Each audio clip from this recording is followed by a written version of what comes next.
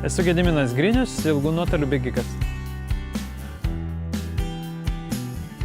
Didžiausia klaida, kurią daro pradedantys bėgikai, yra ta, kad jie nesusipažįsta su varžybų nuostatais.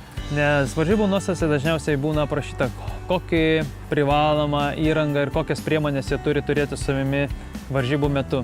Ir tai sukelia didelių rūpesčių ne tik varžybų organizatoriumi, kurie neprileidžia šių žmonių prie varžybų, nes ta įranga yra kruopščiai tikrama prieš varžybas, kad žmonės turėtų, bet ir sukelia didelį pavojų savo varžybų metu. Nes jeigu ypač bėgi ultramaratonus kalnuose, tai oro sąlygos yra nenuspėjamos ir nuo +30 temperatūros pakilus į 2 km, 2-3 km aukštį gali ta temperatūra būti ir -5 laipsniai ir daugiau ir su dideliais vėjais. Ir žmonės tie, kurie juda lėčiau kalnuotoje vietovėje ir neturi, sakysime, šiltos striukės, neturi apsauginės folijos, jie gali paprasčiausiai sušalti ir tokių yra pasitaikę atvejų ne vienas ir ne du.